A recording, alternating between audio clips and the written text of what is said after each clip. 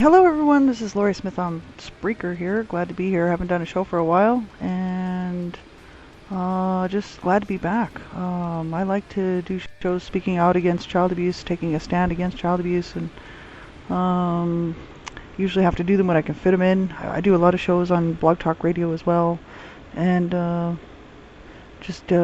like everybody else, just pretty busy. But it's really important that we all take a stand and that we all work to stop and prevent child abuse, and it's not just up to a certain few individuals. I used to think that, even growing up abused and everything, I didn't consider the fact that I should get involved and try to stop child abuse until I became a much older adult.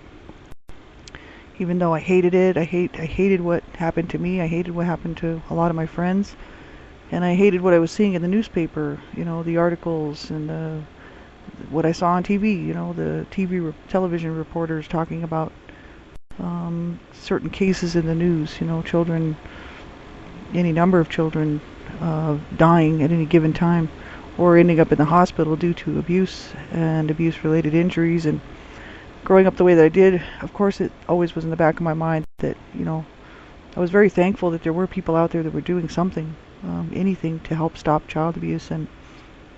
But I never thought that I would get involved. It just didn't seem like something that I could do, I didn't even think that I'd be able to make a difference or to be part of the change. And it's important that people realize, like, child abuse, it doesn't, maybe it doesn't affect your family or it doesn't affect, anybody that you know, but that doesn't mean that it's not happening. And just because right now I have a great life, like I'm not being abused anymore, and that's wonderful. I have a really decent life, and as an adult, away from the abuse so many years, and working through my healing journey for so many years now, and I have people in my life that care about me, but that doesn't mean that I forget about the fact that this stuff happens and this stuff is going on. And it doesn't mean that I forget about what happened to me.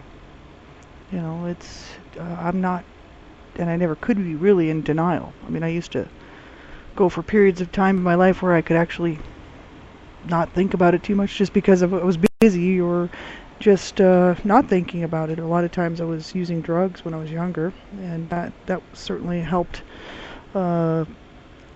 keep that sort of thing away. Actually dealing with it, but for so many people, they just feel like, wow, it's not my problem, right? I don't have any children, or I don't even know anybody that's been abused, and I wasn't abused, and it is all of our problem.